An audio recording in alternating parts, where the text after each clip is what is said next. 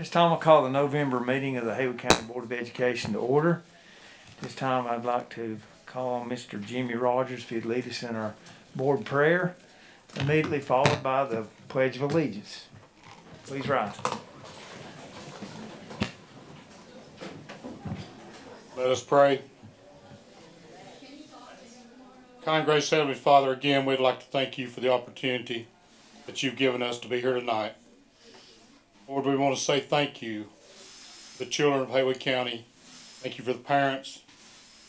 Thank you for our wonderful school system, Lord, which we are the tops. We've got great teachers. We've got great staff. Lord, we pray that you bless each and every one of them every day as they go to do their jobs. As children come to school every day, Lord, always we pray that they'll learn something new every day that they're there. Help them to grow in their education. Help them as they were going to be becoming our future leaders in this world. Lord, guide and direct this board as we make decisions that affect the lives of these children, affect their educational opportunities, affect us being able to give them the best places to work in and learn in. And Lord, thank you for everything that you've given us. Guide and direct us in all the decisions we make, and we'll always give you the praise and the glory for it all. Amen. Amen.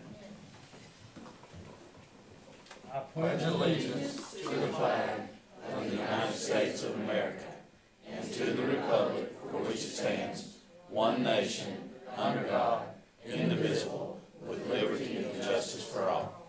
You may be seated.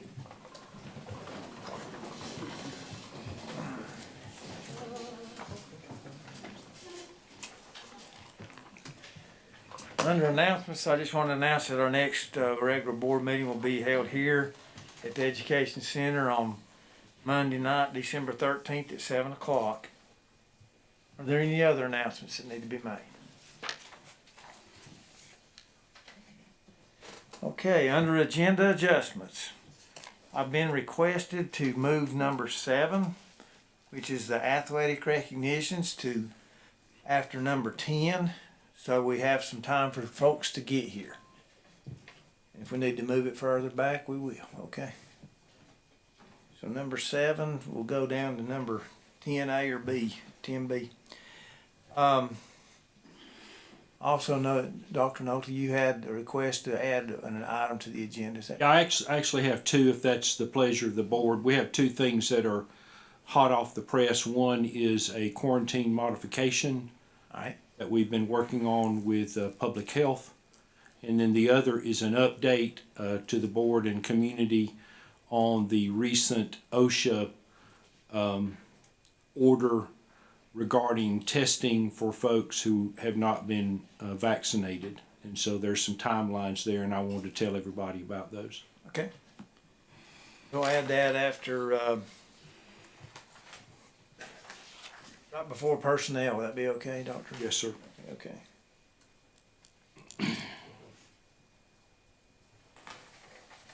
Between 20 and 21. I understand that Building and Grounds had some add-ons, Yes, we need to add 4 items. 4 action items. All right, 4 action items. We'll do that right right before the Finance Committee. That'd be okay? All right. Right around 17, between 17 and 18. Is there any other adjustments that need to be made? Okay. Now I'm asking for the approval of the agenda as amended. So moved. Mr. Burnett's made a motion. Second. Second by Mr. Rogers. Any question or discussion on the motion on the floor? Before we vote, I failed to mention that Mr. Jim Francis is with us, but he's on the phone. So he's going to be with us. So he can vote, and he's attending the meeting, so virtually. Any question or discussion on the motion on the floor? There being none, we'll vote. All those in favor say aye. Aye. Opposed? Motion carries unanimously. Okay. So we move number 7. So now we're down to number 8. Ms. Stevenson.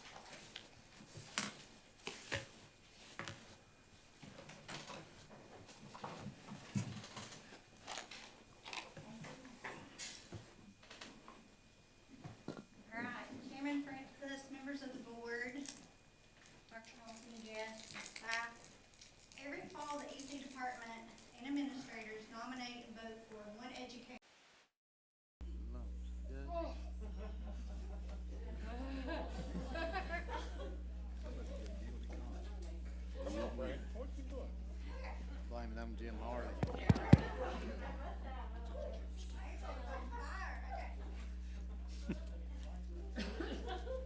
Nominate and vote for one educator to represent Haywood County Schools at the State EC Conference in November as our EC Educator of Excellence.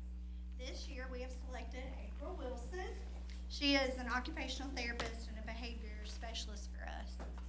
In the prayer, you talked about folks that you're thankful for, and we sure are thankful for April. She continuously demonstrates her capacity as an educational leader. She's a global thinker.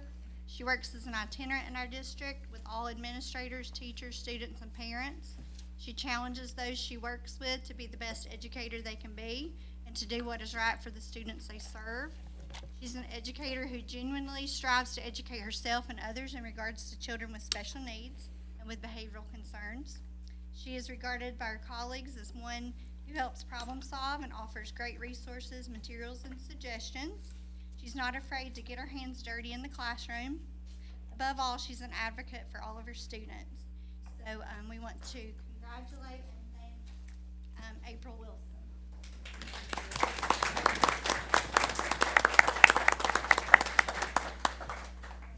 She's gonna say something. I just wanted to say that I'm extremely honored and to be recognized by my peers for this award. And I'm really lucky to have such a unique job where I get to travel from school to school. And one morning I might be in preschool, and in the afternoon I may end up in the high school, and really working with some phenomenal educators in our county. And I'm blessed and thankful that they let me have a small portion of what they're doing with kids day in and day out. And I'm just thankful for this opportunity to have the job that I have and work with the people that I do. Thank you. Congratulations, Ms. Wilson. Thank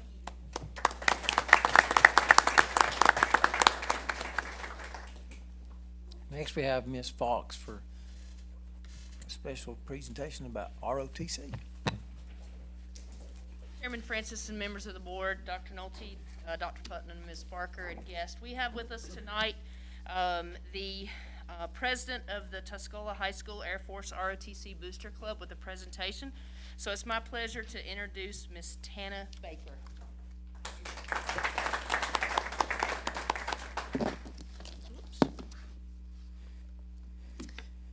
Hello, I'm Tana Baker.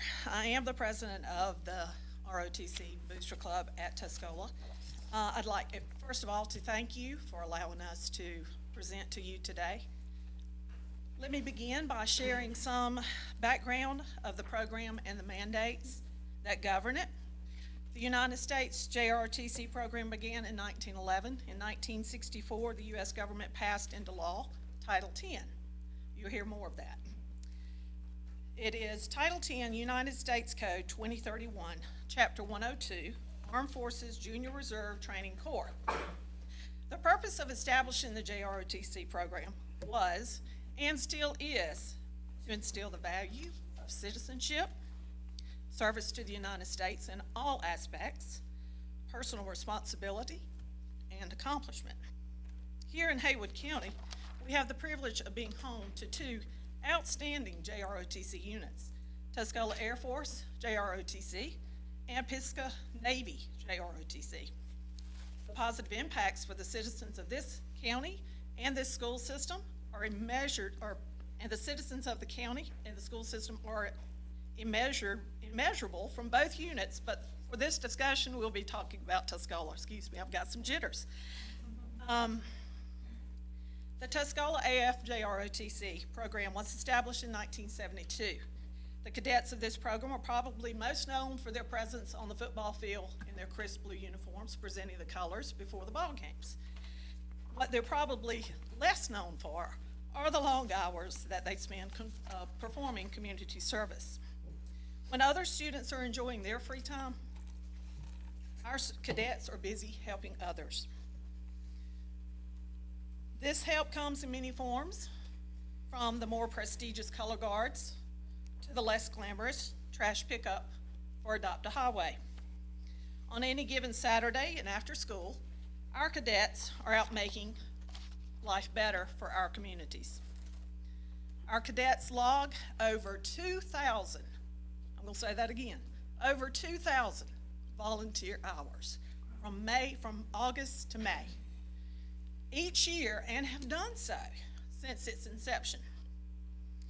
Besides the volunteer hours, AFJ-ROTC provides countless academic benefits as well, such as decreased dropout rates, better disciplined students, and an increase in the pursuit of higher education. I'm here tonight to shed light on a very dire situation. We need everyone's help. We are on the verge of losing our AFJ-ROTC at Tuscola. My question is, what program do we have that would fill the void in this community and in this school system for all these tasks that they perform? If you're questioning why are we losing it, the simple answer is the same law that created it could possibly end it. Just in the last 3 years here in Western North Carolina, 3 schools have lost their Air Force JROTC units. Those schools are East Henderson, Swain, and Asheville City. JROTC is not like any other school program, such as band or sports. These programs are not required to have a certain number of students to exist. JROTC, on the other hand, is a federal government mandated program, and it requires 100 students or 10% of the school population to be enrolled in the program each year. In the past, Tuscola has not had a problem reaching these numbers. However, in the last few years, these numbers of enrolled cadets have dwindled. There are many reasons for the drop in the cadets' enrollment. First, Haywood County has changed drastically since 1972. The demographics have changed. We've become a highly sought after vacation and retirement destination, while at the school level, we're still a small rural school with low socioeconomic families, unable to perform at the same capacity as larger school systems in metropolitan areas. Another reason is that in years past, most students started and ended their school years in the same school system. Now, society and the student population has become more transient, and it results in students leaving the program. Lastly, there are additions of early college, homeschools, charter schools, which are all wonderful additions to our educational system, but by default, they reduce the number of potential candidates. All of these situations are out of our control, and that's why we must pursue Title X changes to cadet number requirements. Title X change must include establishing a clear definition of how cadet numbers are tallied across all the branches. Each branch of the U.S. Armed Forces interprets the law differently. At Tuscola, the Air Force regulations are that each cadet is counted one time for the whole year, even if they take a different JROTC course each semester. Now at Pisgah, the Navy is a different branch and has interpreted it differently, so they allow their cadets to be counted once per semester. If a cadet takes 2 semesters, they're counted twice for one school year. This makes a huge difference in the ability to retain the required number of cadets for the program. In addition, Title X borders on discrimination. Let me explain. Title X states, students above the 7th grade can participate in physically co-located with a participating unit in the 9th grade or above. This gives an advantage to K through 12 schools, which are for the most part private and charter institutions. This leaves a gap for the standard public schools that are K through 5, 6 through 8, 9 through 12 matrix. We're happy that those schools are able to include younger cadets in the JRTC program, but feel that the required number, quota, should be reduced for standard public schools. As you can see, this is a monumental undertaking, and that's why we're here tonight. We are aware that you as a school board cannot change Title 10. Change will require assistance from our elected government officials in Raleigh and Washington, D.C. We ask that you officially join with us, the Tuscola AFJROTC boosters, as we move up this chain of command to not only save our program, but other programs. It's our hope that with this presentation, you are now aware of the dire situation, and as a board, will reach out to the community and government leaders to join our voices to help save this program. Please enjoy some of our volunteer hours captured on slides that our booster parents presented for y'all tonight. Okay. And this is just this year's.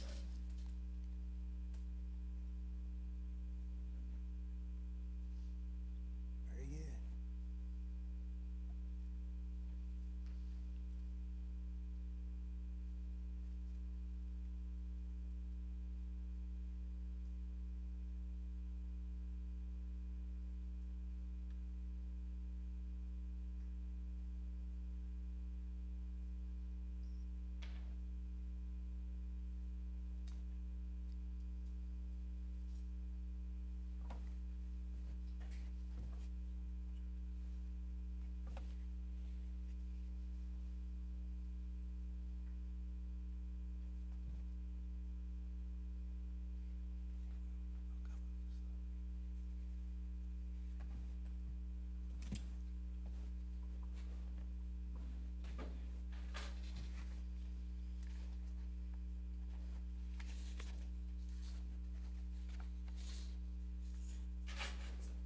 Again, I thank you for your time.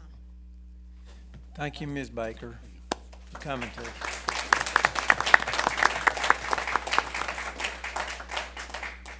Mr. Chairman.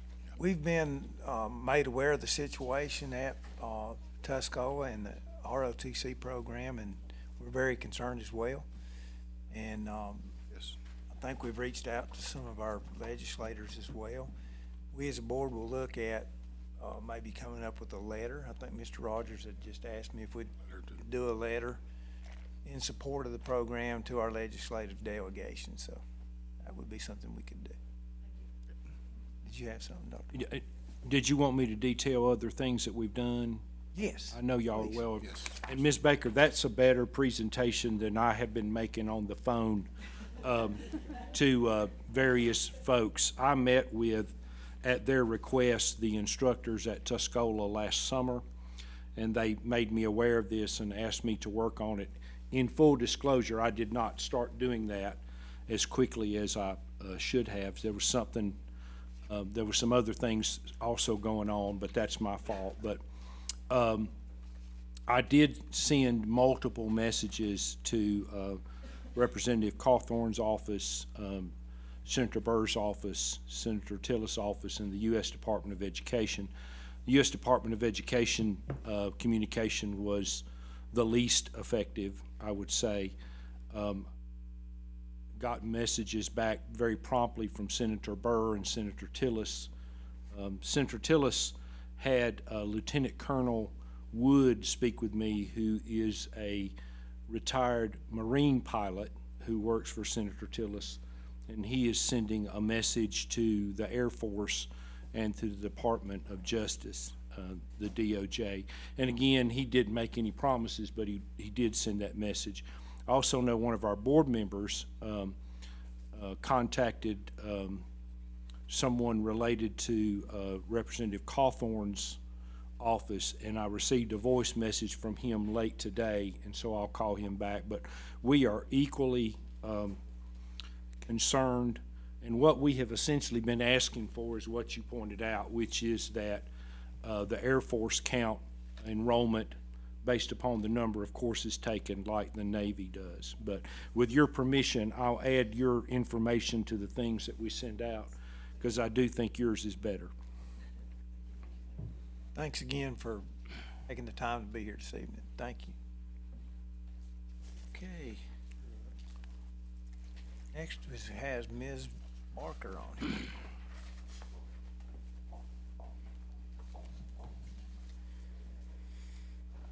Chairman Francis and members of the board, if you'll remember last month, Haywood County Schools was honored to be recognized at the State Board of Education meeting in Raleigh.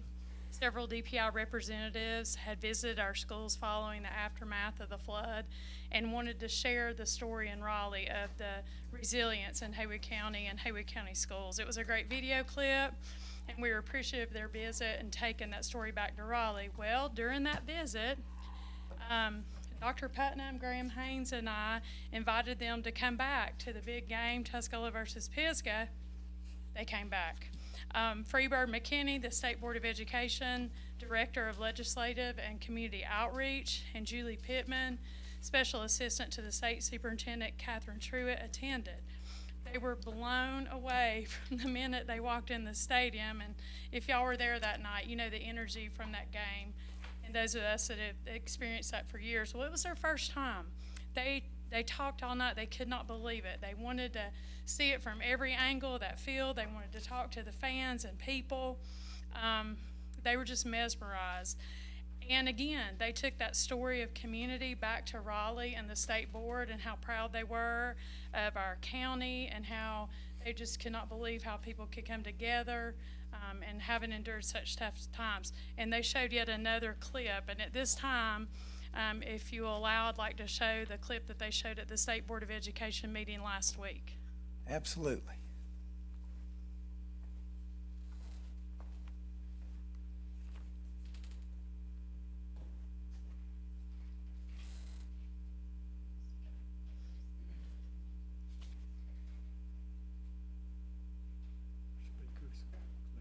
Yeah, click on your speaker icon.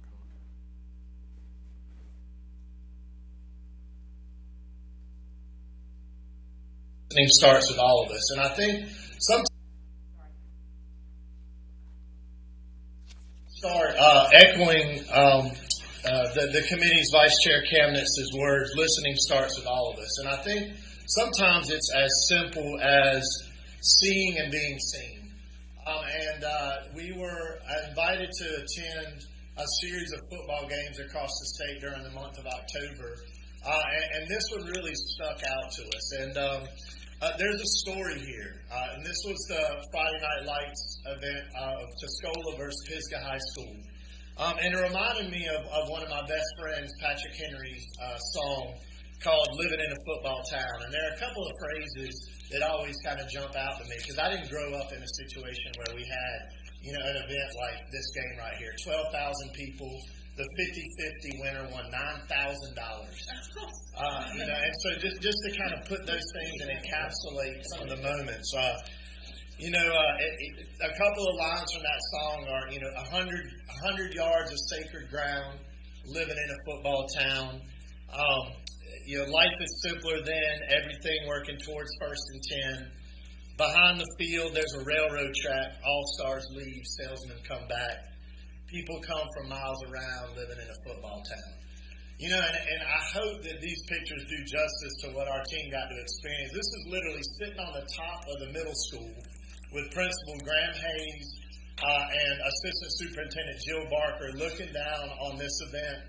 Tuscola side over on the left, Pisgah side over on the right, and just a packed night. And again, there's a story here, and it's a story of resilience, and we've shared about Haywood County before, dealing with the flood and overcoming, their typical friend, the Pigeon River, who got a little bit violent at times and destroyed the Pisgah Stadium. So they moved this game, and this game is called the Hill versus the Mill. And if you look there, it reminds me a lot of Keenan Stadium, where the trees are still taller than the stadium up on the hill.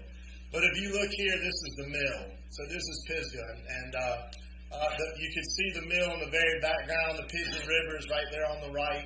And this really brings the community together. And you can see here on the left side, Tuscola versus Pisgah. They were friends when we were having and sharing dinner together. But when the ball kicked off, it was a little different. You can see Senator Corbin there in the middle joined us to take part in this night. And this is a story of resiliency. It's a story of community. is a story of pride. It was a story of honoring service and first responders. It was a story of support for the growth of their students, both academically, and we could talk about their academic growth and success in this district, but also just the physical and the personal growth of these students. It's also a story of returning to normalcy. This was a packed stadium. It was the first time, really, personally, I didn't think about the pandemic, and I know our team kind of, really talked about that. But lastly, it's just the power of what our schools mean to our communities and to the individuals that were there, to those all-stars that went back and returned as salesmen to watch their sons and daughters in the band and the cheer and the dance team and then on the football field. So just wanted to say thank you for Hayward County's gracious hosting of our team on this night and wanted to celebrate the Hill versus the Mill. That's great, Jill. Thank you for sharing that. They love us. They keep coming back. We love them too. I remember we were sitting there together. Yes, and I know y'all had a chance to talk to them, so thank you. They know who won. They were there. They know who won, Pat. I do too. Painful. Painful. Okay. Dr. Butt. Mr. Chairman, members of the board, at this time I'm going to recognize Athletic Director Josh Simmons from Canton Middle School for some athletic honors. Chairman Francis, members of the board, appreciate you having me tonight. We want to start our athletic honors. Canton Middle School and Bethel Middle School, they combined to form a cross-country team, and this year we had Dallas Reeves finish third place in the conference meet.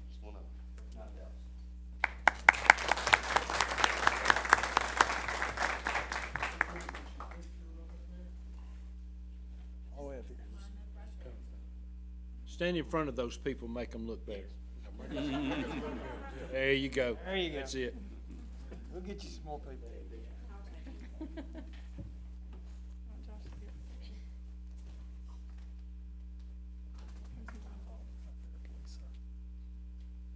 Thanks, Dallas. And before I introduce Coach Williams and the Canton Middle School football team, I want to just take this moment personally. I think I've shared with most of the board already via a letter, but I want to take this moment personally and thank you for your efforts in allowing us at Canton Middle School to name our gymnasium Steve Ledford Gymnasium. That event will be on November the 23rd, and I think all of you have at this point gotten your invitation for that, and we would be honored to have your attendance that night. It's going to be a special night for our community. Our faculty and staff would really like to just have this time for me to thank you guys and ladies for doing that for us.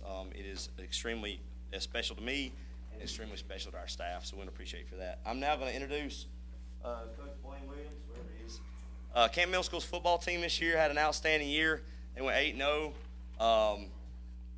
Closest game was a championship game, wasn't it, Blaine? Yeah. Okay. Also want to thank Tuscola High School and Waynesville Middle for letting us have one of our home games there. And also, when you see the people at Inca High School, you can please, they allowed us to use their facilities to host our championship game. Because us being the number 1 seed, we were allowed to host that game, and we know that we were unable to have it at Pisgah.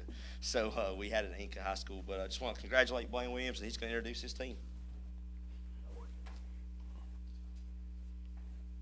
I want to thank everyone for allowing us to be recognized this evening. I'm going to call out all of my boys' names, even the ones that aren't here, because I believe they all deserve to be recognized at this moment. Maddox Wright,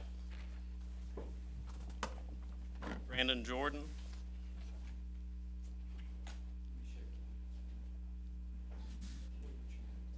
Mason Putnam,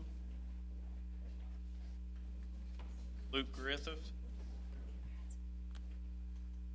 Aiden Rana,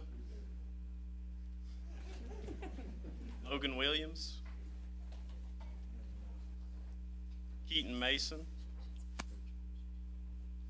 Stephen Marquetto, Isaiah Jordan,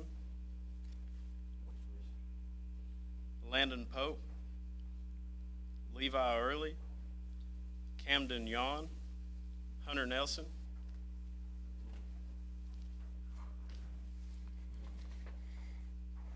Jacob Troll,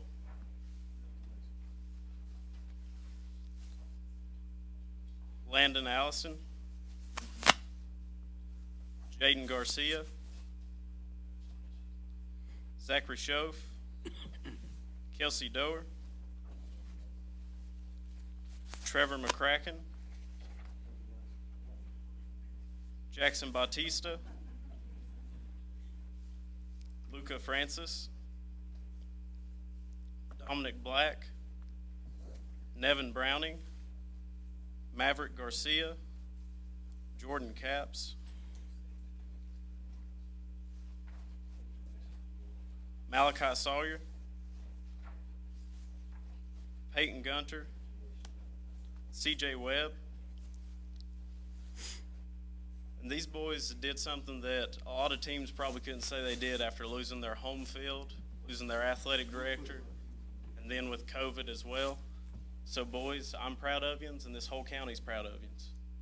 I would also like to recognize my coaching staff, Ben Rodomer, Zach Williams, Hunter Davis, Jordan Stockton, and Brian Davis.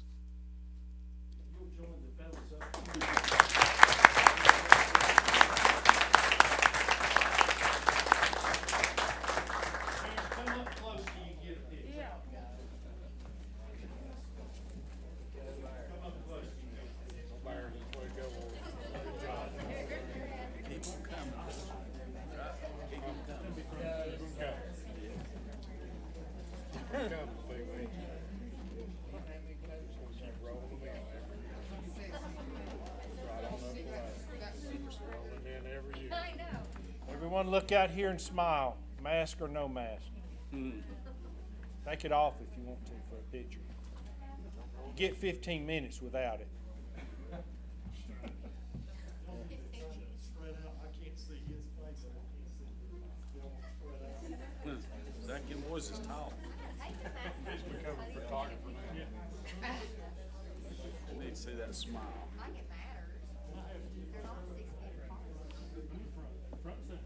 Did you see that super spreader event? See them showing that? Put the perfume on the pig. What? What, go out there in the football field? I'm there. I don't live my life's good. I got a guy, but he's on my shoulder. He's about to spank him if y'all don't get your dang out.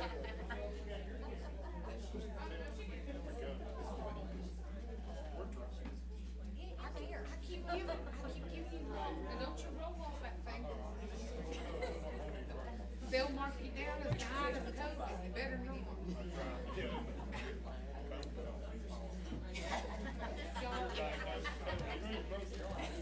Exactly. We got Eli's shirt. You know what? I work at a bank, so I get certificates of death every day. They say, "No more business."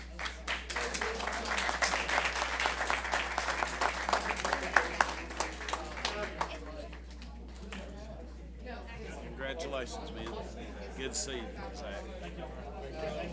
Congratulations, guys. Take care.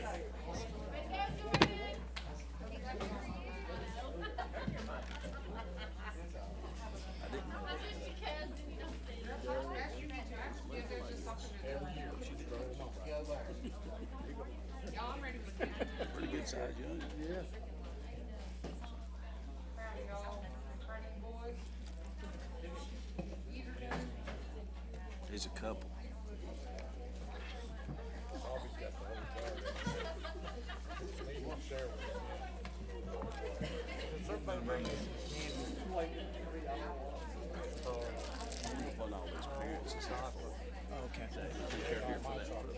Okay, we'll continue on with the meeting. Now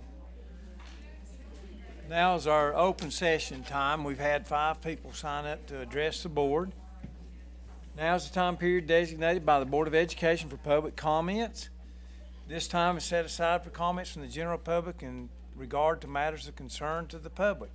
However, comments addressing specific students and/or personnel are prohibited due to confidentiality laws and regulations. Comments are limited to 3 minutes. The board requests that all speakers adhere to the time limitation and prohibition against mentioning individual students and personnel.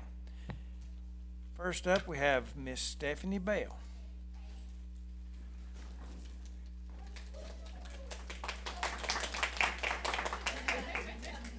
I've become a household name around here, I guess. Okay, so you guys know why I'm here. My morning started off 5:30 this morning, getting up, got 3 kids ready. One of them's my brother-in-law's child. 2 of them went out the house without a coat, one of them without a mask. It was hectic. Been at work all day long, went home and shoved pizza at my kids, asked my aunt to give them a bath where I could be here to continue on with this. You guys say that you don't have the authority, but you do.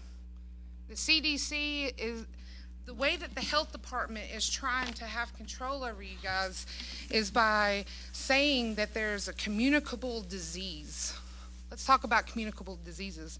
Botulism, hepatitis A, B, and C, sexually transmitted diseases, Lyme disease, malaria, mumps, pertussis, polio, rabies, Rocky Mountain fever, salmonella, shingles, staph and MRSA, tetanus, toxic shock syndrome, West Nile virus, yellow fever, Zika, influenza, and COVID-19. Now, I don't see anybody doing any other precautions for toxic shock syndrome or anything like that. You guys have the authority to say no, and we're done with this. We're done with it. We need to be done. Let me tell you why. Because they just approved a vaccination for our children from 5 to 11, and if you think for 1 second that they're not going to turn around and say that they are going to require this vax for our children in our schools, you got another thing coming. Our government is tyrannical and they're out of control. The FDA in June 21st, 2021, for the first time ever, has created a drug for blood clots in children from ages 5 to 11. I wonder why. Maybe because the shot's given blood clots, and now they're going to start giving it to our children. They're already offering it up here at the health department. Go get your babies jabbed with some kind of disease, a shot you don't know what it's even going to do, because third phase trials says 1 to 3 years for adverse effects. Don't a single person in this room know what's going to happen. Now, I want to refer you guys to the Nuremberg Code, because I want you guys to understand that happened in Nazi Germany whenever they started pushing people. Show me your papers. That's what they're doing right now. You do what we tell you, we're going to send you to a quarantine camp. They're doing that right now. And now they're going to start testing on not only us, but our babies. And it's coming. We need to put a stop to it now and just say we're done with this. I also have information here from, in 3 to 4 months, we're going to be at 3-year mark. 714 children have tested positive. That's from the age 0 to 18. We have 7,124 children in our school that is enrolled. 10% of our children in 3 years have come down with the virus. And out of those children, still to this date, 0 have died. We are putting our mask on our children for none at all. Excuse my language, but I'm tired of coming here. You guys have a bond. You took a constitutional oath.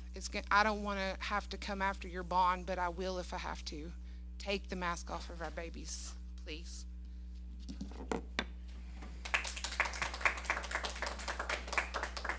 Thank you for your comments. Next, we have Stephanie, am I saying it right, Niles? Is that correct? Okay, thank you. Stephanie, Miss Stephanie.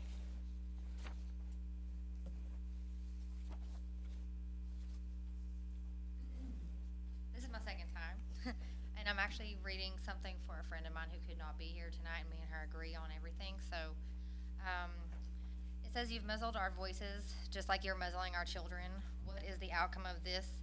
We have been fighting this virus that will never go away, because viruses don't go away. How much longer are you going to continue to make our children wear your fear? Enough is enough, and this has to end. Do you know who is winning right now? The devil. He is winning with the continuing fear and evil he is putting in America and clearly in the school board.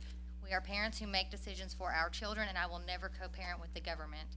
I want my boys' faces to be seen by their teachers and by their friends, and not covered up by satanic symbolism, because that's exactly what it is. We're continuing to let the devil and evil win, and we have had enough and will continue to fight. Fauci even said masks don't work. You would think if they cared so much about this that they would be offering us information on how to build our immune system and how to stay healthy, but all they wanted to offer is experimental drugs. and we need to wake up, and I agree. And as a single parent of 2 children, because of the quarantines that have to go on, my son's daycare has closed so many times in the last few months. I have missed work, and I am having to now move in with my mother. I'm 37 years old, moving in with my mother. And because missing 2 weeks of work, that's a lot of money for me. You're a kid. And I can't raise my children on no money. My son's teacher told me that he goes to Head Start. She said that the reason they have to close is because they are federally funded and they don't make the rules. Okay, well, you know, what am I supposed to tell my job? Sorry, I can't come to work because my federally funded program that apparently is not a daycare can't open because the teacher got COVID, and for some reason she can be at the school to do a remote learning for my 2-year-old, who, by the way, now has to wear a mask, who has, he has a sensory processing disorder, which is very similar to autism. So now he's faced with this difficulty as well at school. There have been a lot of obstacles because of this, and it is not easy getting up in the morning knowing that I'm sending my kids to school, doing something that they hate. My son somehow, my oldest son, he is 9 years old in 4th grade, has managed to keep straight A's now. He is a straight A student. I'm proud of him. He's very proud of himself. But himself, myself, his dad, and his teacher all agree that pretty soon homeschooling may be a thing that we're going to be doing because we can't continue this anymore. He feels threatened almost because he's afraid to take his mask off at any point in time. And I said this last time, he has asthma. He can't even take it down. He has been threatened with having to do laps with his mask on if he pulls it down below his nose. I think you guys got the point, right? You did. Thank you for your comments, Ms. Nye. Next, we have Ms. Megan Troll.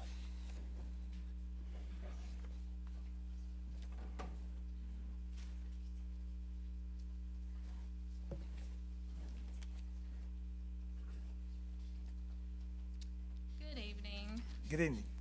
I'm terrified of public speaking, so sorry. Breathe in and breathe out. You'll be fine. I got this. All right. Why are our children still required to wear masks? Stating the obvious here, it makes absolutely zero sense that masks are required in school, yet we can all go to the movies, restaurants, grocery stores, and even the casino unmasked. My 2nd grader can't even go eat in the cafeteria. He has to get his food and go back to his classroom. I can be elbow to elbow with a tourist in a downtown shop, but my child can't go sit in a cafeteria for 30 minutes. He has been on one field trip his entire school career, and my kindergartner hasn't been on the first trip. Precious moments are being taken away from our children, and for what? Our children are not at risk here. We wouldn't be fighting for these masks to be off if they were in jeopardy. You made the right decision on July 27th. The decision you knew in your hearts was right, to let each individual parent and family do what they felt was best for their child. Because in the end, that is all that matters. All I ask is that you please stand up for the parents and for our children. Thank you. Thank you for your comments, Ms. Troll. Next, we have Rosa Bevis. Did I say it correctly? All right.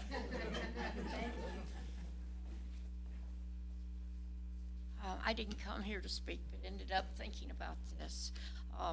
My daughter was in ROTC over 35 years ago. So I know this program's been around. It was at the middle school. And I know that each of you know a lot of gentlemen and women that have gone through our programs in this county. And I don't know why delegate it to this person or that person. Is there a way to contact some of our previous students that you personally know and get them to email and, I mean, become the wind that changes the situation?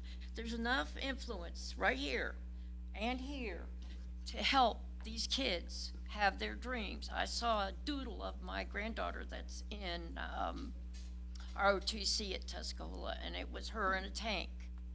And they have dreams. Each of these students, they get up early, they go do the crosses in the graveyards.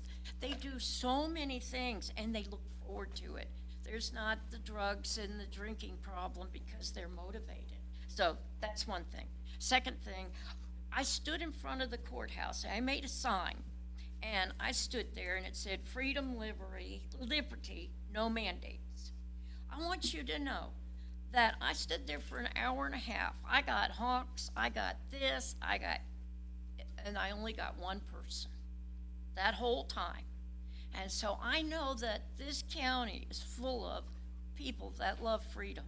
So I would ask you, when given that thought about forcing our children to use a vaccine, or even the masks are not working. They're not good, but the vaccine, Pfizer whistleblower just came out, and they did not do their trials right.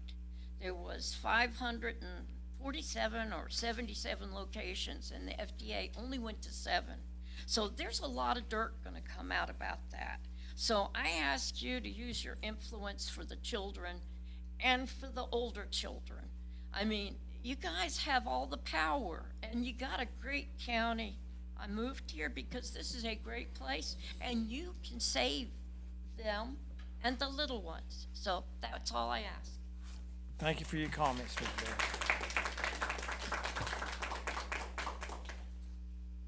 Next, we have Ginger Payne.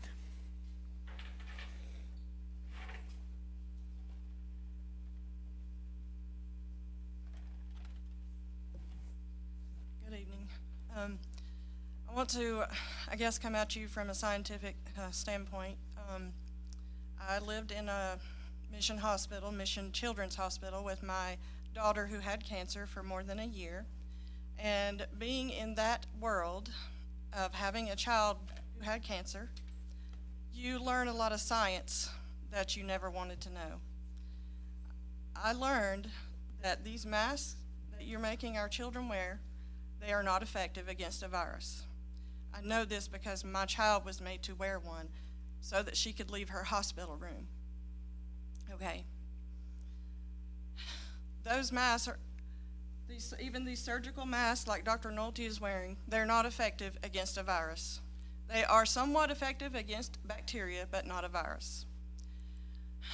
My daughter would cry every time I would make her put on a mask because for her safety, so that she wouldn't get sick because her immune system was weak. Now, my youngest child is having to wear a mask when she goes to school every day. I do not want to see any child have to feel the way that my oldest daughter did when she was made to wear a mask. A mask that does not work, and if you look at any science, some of you have been in the classroom educating our children, you should know that these masks do not protect us or our children from any virus. No virus. It can't protect you from smoke, and a virus particle is smaller than a smoke particle. There's no way that a man-made mask, either cloth or paper, can protect you from a virus. It's just science. It does not protect you. Even N95 masks, if they're fitted correctly, they have to be fitted to you. I know this from working in the hospital. If they're fitted correctly, they can protect you 95%, but there's still 5% that they can't protect you. I also want to say that if you do believe in our Lord Jesus Christ, and I feel like that most of you do since you said a prayer before you started this meeting, you certainly should not be afraid of a virus, because greater is he who is in us than he who is in this world. 1 John 4:4. Thank you. Thank you for your comments, Ms. Payne. Okay. That's all we had that was signed up for the board. Thanks, everyone, for your comments tonight.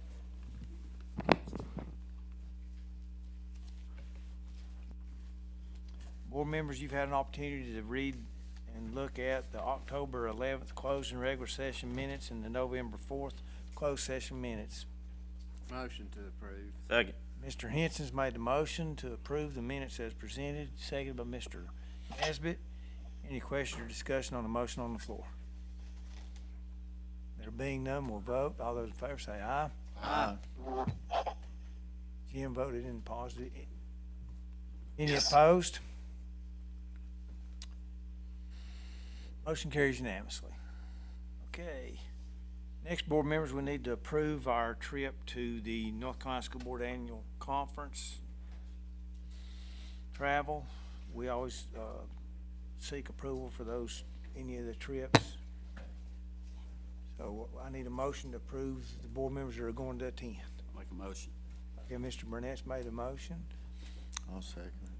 Second, Mr. Clark, formerly known as Mr. Henson last time we was here, I believe. I remembered it. Any question or discussion on the motion on the floor? There being none, we'll vote. All those in favor say aye. Aye. Opposed? Motion carries unanimously. Okay, next we have a slate of voting delegates. It's one alternate. We have to take board action on that to approve the voting delegates to the delegate assembly in Greensboro. I need a motion for approval. Motion. Mr. Nesbitt, you're gonna get to make the motion. And Perfect. Mr. Henson, are you okay with seconding it? Okay. We have a motion from Mr. Nesbitt, second by Mr. Henson, to approve the voting delegates that we have been presented. Any question or discussion on the motion on the floor? There being none, we'll vote. All those in favor say aye. Aye. Opposed? Motion carries unanimously. Thank you very much. Okay, earlier tonight, we had the distinct pleasure of interviewing and meeting Dr. Elizabeth Ferguson. She has applied to be appointed to the unexpired term of a Haywood County Board of Trustees. She's a local lady that has a dentist operation here in Haywood County, and she is sought to be appointed to the Haywood Community College Board of Trustees. I need a motion for approval, if that be your wish. I make a motion that we appoint Sarah, Elizabeth Ferguson to finish out the term. Yeah. Of Expired. Previous. on the Haywood Community College Board. That's correct. Second. Okay. Mr. Kirkpatrick's made the motion, second Mr. Rogers. Any questions or discussion on the motion on the floor? There being none, we'll vote. All those in favor say aye. Aye. Opposed? Motion carries unanimously. Dr. Nolte, would you please let Dr. Ferguson know of our decision tonight? Thank you. And also the community college as well. Thank you. Now then, next is our policies. Thank you, Mr. Chairman. Policies for first read are policy 3620. Modifies language in section A regarding attendance requirements for participation in extracurricular activities for consistency with policy 4400. Updates legal references and updates footnotes. Policy 4400, attendance, moves the rule for attendance on remote instruction days to section A, mirroring the language recently added to the school attendance and student accounting manual. Adds a new section B to address student tardies and early departures. Updates the language in section C to reflect the language in the school attendance student accounting manual 2021. Updates the language in section D to acknowledge the value of school-related activities. Moves the information about makeup work from section C and D to a new section E. The policy committee kept our current policies concerning excessive absences, chronic absenteeism, and special circumstances. It includes minor editorial changes. And and updates the legal references. Okay. Those are for the first read. Okay, those two policies will be tabled to our next regular board meeting for public input. Thank you, Mr. Chairman. Yes, sir. For second reading and/or approval, you have the policies listed there. I won't read those to you. They're there for 30 days. Make a motion, we approve all the policies that's under for the second reading. Make a motion to approve them all. Okay, Mr. Kirkpatrick's made a motion to approve all those policies listed under second reading. Do I hear a second? Second. Second, Mr. Rogers. Any question or discussion on the motion on the floor? For the record, it says first reading twice.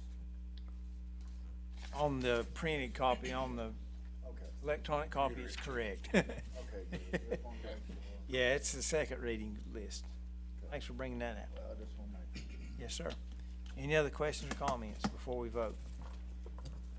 There being none, we'll vote. All those in favor say aye. Aye. Opposed? Motion carries unanimously. Okay, thank you, Dr. Butler. Next, you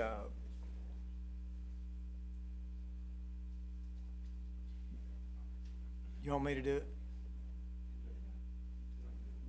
By state law, we have to vote each month on face coverings, is that correct? So here we go.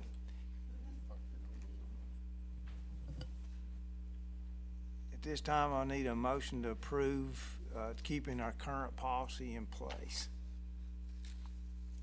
So moved. Mr. Carter's made the motion. Do I hear a second? Second. Second, Mr. Kirkpatrick. Any question or discussion on the motion on the floor? There being none, we'll vote. All those in favor say aye. Aye. Opposed? Aye. You got 3 to 5. Motion carries. All right. Now, let's see. We were going to do actually building and grounds before that. So now we'll go to building and grounds. Dr. Rogers. Chairman, I have, Building and Grounds has 4 items to present to the board. The first, I'll make in the form of a motion, is to surplus a 3-phase rotary screw air compressor on Gov Deals with a starting bid of $800. Okay. Second. We have a motion from Dr. Rogers, second by Jimmy Rogers. Any questions or discussion on the motion on the floor? There being none, we'll vote. All those in favor say aye. Aye. Aye. Opposed? Motion carries unanimously. Okay. Second, Mr. Chairman, Building and Grounds moves to approve Reese, Nolan, and McElrath Incorporated for engineering services for all the Haywood County Schools HVAC projects. I second that. Okay, we have a motion from Dr. Rogers and seconded by Mr. Kirkpatrick. Any questions or discussion on the motion on the floor? They gonna be replacing all of them or looking at them? It'll be for any of the HVAC projects that we have upcoming. Is there a time limit on that? We'll be using ESSER funds. There is an allowance in ESSER funds that allows for air quality improvement, and utilizing those federal funds, it will be till those are depleted. Did you hear it, Mr. Francis? Yes, sir. Thank you. Okay. Good deal. Any other questions or comments? There being none, we'll vote. All those in favor say aye. Aye. Aye. Opposed? Motion carries unanimously. Next, Building and Grounds moves to approve civil design concepts for all Haywood County Schools projects related to civil engineering. Second. Okay, we have a motion from Dr. Rogers, a second by Mr. Nesbitt. Any question or discussion on the motion on the floor? There being none, we'll vote. All those in favor say aye. Aye. Opposed? Motion carries unanimously. And finally, Mr. Chairman, Building and Grounds moves to approve perk test at the request of 150 Ernest Rogers Road, Clyde, North Carolina. The perk test will be conducted at Clyde Elementary at the owner's expense. They have property that adjoins, and they need to perk to see if they can get septic there. Okay. We have a motion from Dr. Rogers. Do I hear a second? Second.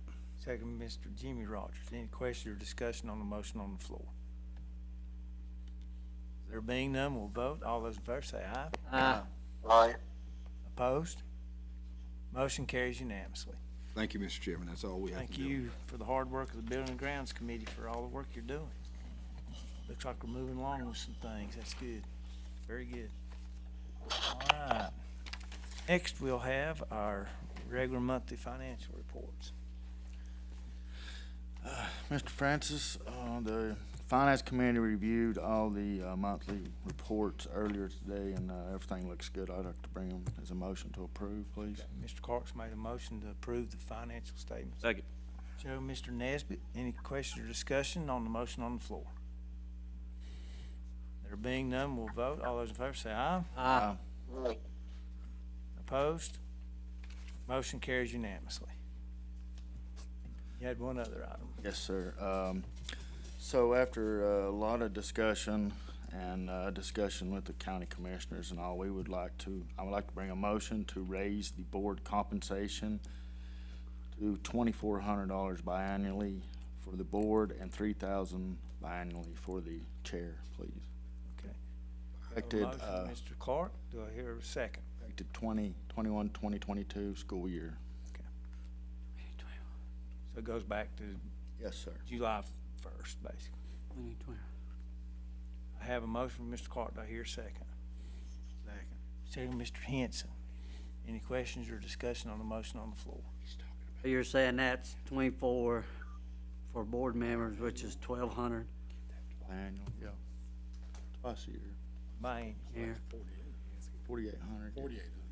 Comparable to other school systems, but less than what was recommended. Yeah, there's only 7 school districts, I believe, that's below us right now. That's correct. Out of 115. So 24, so that's 4,800 a year. Yes, Okay. for Okay, compensation. and for chairman, that's gonna be 6,000, okay. All right, thank you. Twice. They get this. Any other questions or comments? Did I get a second? I can't remember. Yes. That's right.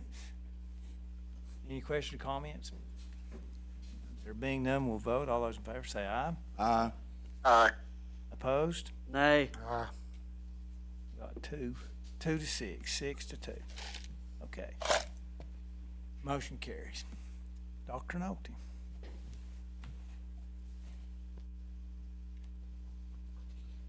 Mr. Chairman, members of the board, we bring to you at this time the budget resolution. Just a real brief history for folks who might be listening in. Typically, from the end of the previous year until we get a state budget, we operate on an interim budget resolution with the superintendent monitoring expenditures until a state budget comes in. Due to the late date of the state budget, we are now into November and do not have one. And after consultation with our auditors, we are bringing this budget resolution to you. It obviously looks a lot like last year's. We talked about it at the work session and again in the Finance Committee today. And we would request your approval for the budget resolution with the understanding that there will be significant changes when we get a state budget. Make a motion, we approve this budget resolution. We've got to. Gotta have it done. I second. Mr. Rogers made a motion, second Mr. Clark. Any questions or discussion on the motion on the floor? There being none, we'll vote. All those in favor say aye. Aye. Opposed? Motion carries unanimously. Thank you, Board. We need a budget, even if we know it's going to change. That's right. Government will speed up now. Thank I you. also bring to you at this time, I think you can click on your link and see changes to the budget, to the records retention and disposal schedule. From time to time, the state updates how long we are to keep different records and when we may dispose of those, and changes the definition of of such records. For example, emails, or we have started some time ago archiving those, and that's part of the retention. So we would like for you to approve these recommended changes from the state. In our, I guess not only recommended, a lot of them are required for retention of records and the disposal schedule. Okay, we have an opportunity to make a motion on this. Motion to accept the changes to the records retention. Okay. Mr. Nesbitt's made a motion to approve it. Do I hear a second? Second. Okay, Mr. Rogers. Any question or discussion on the motion on the floor? And like you said, Dr. Noted, that was mainly mandatory changes that has to be in place. Is that correct? Some of those are, Some are most of those are required. required changes. Okay. All right, any other discussion before we vote? All those in favor say aye. Aye. Opposed? Motion carries unanimously. Thank you, Board. And then, as per your agenda adjustment, a couple hot off the press items before we get to personnel. The first one is an announcement regarding a modified quarantine period. As you know, we have worked very, very hard to limit quarantine days, have students in school as often as possible. We have been meeting off and on this school year, even last summer, with our public health partners, with local health and human services, and have reached an agreement with them in partnership to, in certain cases, require a quarantine period of 10 days without testing to return, rather than what public health considers is the best standard of 14 days. We will release this press release later this evening. This was written in conjunction with local public health, the medical director, and the health director. It's quite extensive. It's over 900 words, and I would encourage everyone to read it. We appreciate their assistance in helping us limit quarantines, and we think we can do this without increasing any health risk based upon the information that we've looked at. Again, the typical standard is 14 days from the CDC, and at the bottom of the press release, it states that we've been following sort of the ultimate standards for about a year and a half now, and we feel comfortable in making this change. And I would certainly encourage everyone to get to the specifics at the bottom about who is eligible to have a 10-day quarantine. It would mainly be folks who are close contacts and are asymptomatic. So we're excited about that. That, for us, is a step in the direction that we would like to go. Any questions or comments? Do we need to approve that, Dr. Nolte, or just? I'd love for you all to affirm that. I'll make a motion, we approve this, David. I think that's what we should do.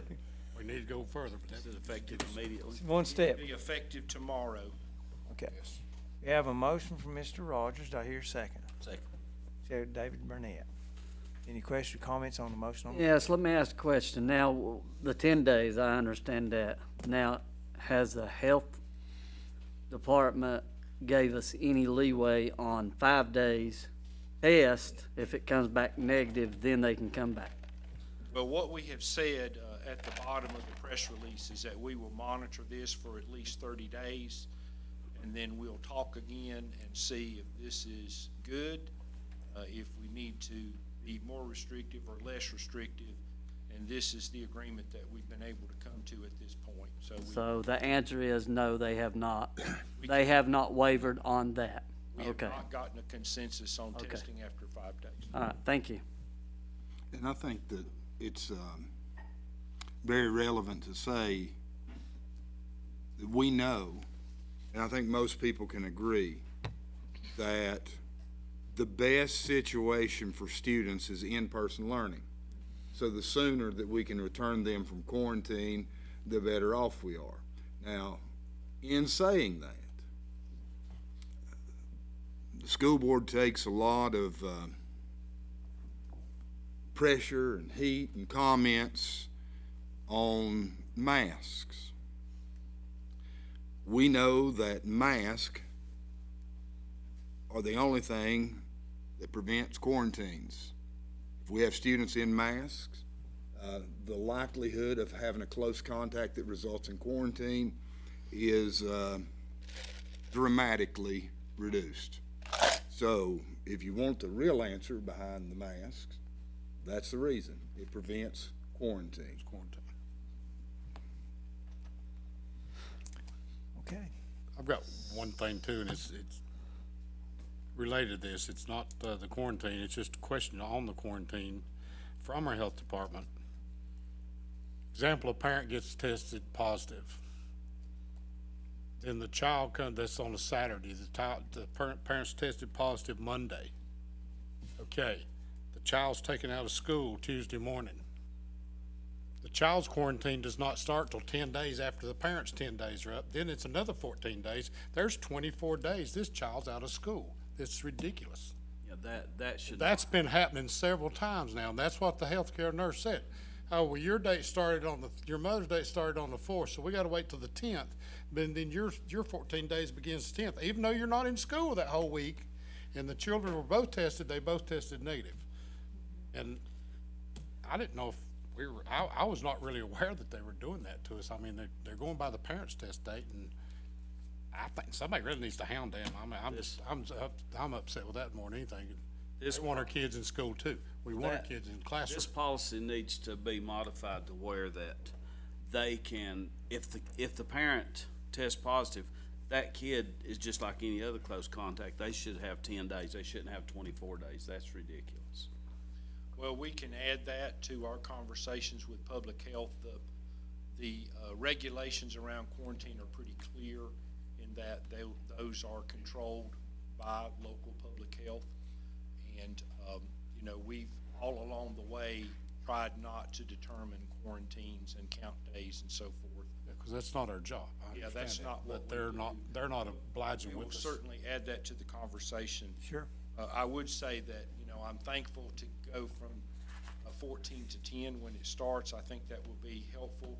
And the conversations that we've had with public health is that, they've expressed a comfort in doing that, and it provided a quote for the press release that actually they drafted and we talked to them about and agree with. So we'll add that to the conversation, but certainly I do not think that we want to be in the business of determining individual quarantine start dates and end dates.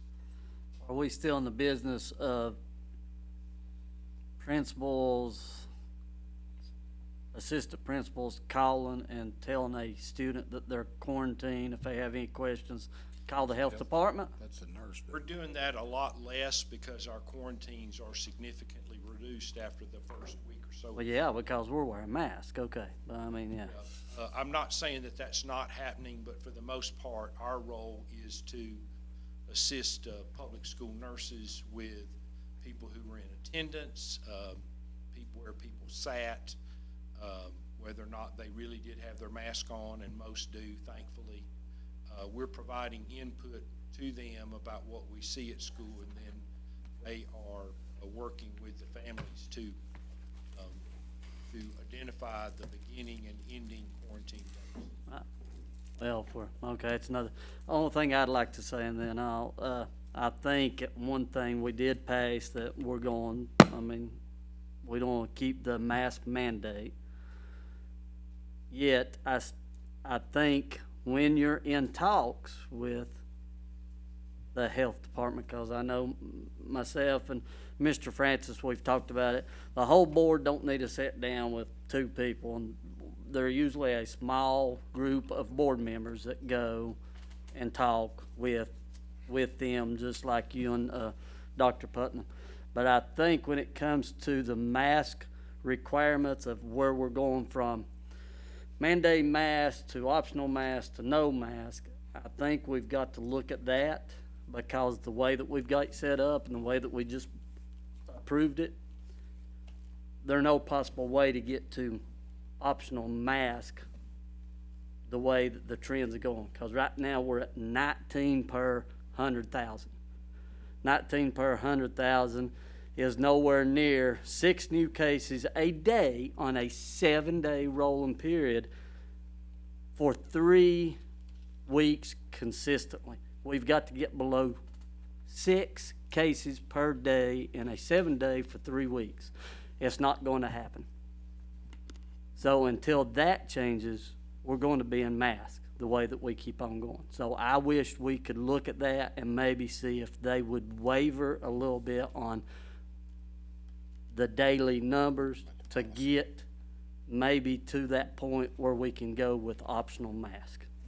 Because the way it is now, and I know that we talked this through, we're never going to get out of mask. With that, stop, go, slow, go information. Thank you. All right. I don't know that we voted yet. We haven't voted yet. Any other questions or comments before we vote? There being none, we'll vote. All those in favor say aye. Aye. Opposed? Motion carries unanimously. So that's good news for the 10 days. That's good news. That's a step. Still in have the some right more things to do direction. here. Lot of work to go. Yeah. So the other thing that I wanted to do, I think at our work session on Thursday, or I know at our work session on Thursday, I mentioned to you all that federal regulations were coming around testing for folks who had not had their vaccine.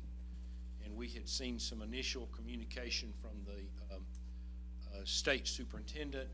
We knew that a very large document, hundreds of pages, had dropped from OSHA, which is within the Department of Labor, and that information was coming. And so one of the things that we've done end of last week and today is try to learn more about that. And so I wanted to try to describe that publicly for the board, and then also for folks who might be listening in or might want to look at this later. So I don't like to read a lot, but I do want to read parts of this if it's okay.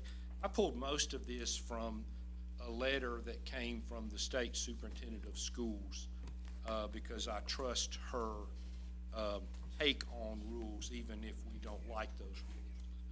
So on Thursday, the U.S. Department of Labor announced the OSHA Emergency Temporary Standard, or ETS as they're calling it, for public inspection on the register. So they put all this information on the Federal Register. Those of you who've worked in federal regulatory stuff know that's where they put all the rules and regulations. They also put some additional information there, fact sheets, news releases, and things like that. The emergency standard applies to employers with 100 or more employees located in 26 states and 2 territories. And so some states are not in that group. The North Carolina is one of the 26. And then the emergency temporary standard covers workers employed by state and local governments, including educators and school staff. So the OSHA temporary standard essentially requires weekly testing for employees who are not vaccinated. Okay, that sounds not very cumbersome on first hear, but there's a lot to make something like that happen. Especially if you work in an administrative role in a business or school system that has over 100 employees. And so the proposed rules from the federal agency cover employees in the following way. By December the 5th, employees who fall in this category, employers who fall in this category really should determine the number of employees who are currently vaccinated. That's a recommendation from our state, not from the feds. All non-vaccinated employees will then have until January the 4th to be vaccinated, or they can be tested each week. So it's not a requirement for vaccination, it's either or. And it would be our responsibility in January to assist our employees with testing if they're not vaccinated. This is, I want to editorialize just a little bit. I think the older that I get, the more it frustrates me when I'm administrating or carrying out rules that I don't feel completely comfortable with. And so essentially what the order does is say if your folks aren't vaccinated, they need to provide weekly testing for COVID-19. There are lots of questions behind that regarding what kind of test that is, how do we pay for it. Certainly we wouldn't want to use school system funds, and we certainly would not want our employees to have to pay for it. But those are the requirements. The testing would begin after the first of the year, essentially after January the 4th, for folks who are not vaccinated. So under these federal rules that have been shared, the North Carolina Department of Labor would need to tell OSHA within about 15 days or by November the 20th if they're just going to adopt the order or modify it. I don't expect them to not do one of those two things, but that's what they're expected to do. If the OSHA federal order is not nullified by a court order, then we would need, I think, to do the following to avoid staffing issues or maybe fines. There are no fines related directly to COVID, but as you probably have heard in the news, OSHA does fine people who do not follow their rules and regulations. And so with that, I wanted to share a plan that I think I probably need to carry out administratively in case this thing becomes a reality. That does not mean I'm in favor of it, but in case it becomes a reality. So that plan is essentially those last two bullets. One is to obtain who is vaccinated among our employees and have a record of that. And you say, well, why would you want to do that? Well, I really wouldn't want to do that, okay? But if we're going to be required to test people who aren't vaccinated, we have to know who they are. And the best way to know is to know who people are vaccinated. There are lots of questions about that. We'll have to ask lots of attorneys about HIPAA rules and how we can ask that or if we can ask that. We would use that information then in turn to determine what we do about weekly testing. Is that something we contract out? Is that something that we get from the employee? Is that something we can do out of federal funds? And then we would develop a plan for what we do if we don't get tests back or if we get a positive test back. So that's not something that I really wanted to share with you all tonight for lots of reasons. One, I'm a little nervous about administratively implementing something that comes from a federal agency rather than federal law. But I do think if it becomes a reality and it's not nullified in court or by some other means that I don't know about, come January, we'll have to have some kind of testing protocols in place for folks who aren't vaccinated. And that sounds a long way off, but when you throw in Thanksgiving and holiday breaks, it's just not that far off. So there's the news. I didn't call it good news. So I share that with you. Certainly this is an important issue, and I know that you all may or may not want to provide some feedback to me or comment on it or take some kind of action on your own, but I just wanted to share with you, I think that's what I need to do so that we're not scrambling over the Christmas holidays, trying to figure out a testing protocol for the folks who have not been vaccinated. I'd like to comment that I would like to make sure that, and I think you're onto this, but that you contact attorneys and make sure that we're legal and following HIPAA rules and protecting our associates' privacy.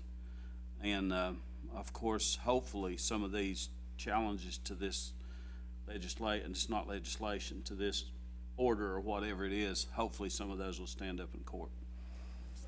There are a number of lawsuits, and we'll just have to see how that plays out. Okay. This might be a dumb question. Is this gonna cover board members too? Well, that's one of the things, y'all know me, sometimes I don't do things quickly because I know if you do everything really quickly, you make mistakes, and you have to go back and change it, and that's confusing for people. Throughout the pandemic, we operated on, especially the first year or so, we operated on, this is what we're gonna do the next 3 or 4 weeks with coming to school, not coming to school, disinfecting, all that other stuff.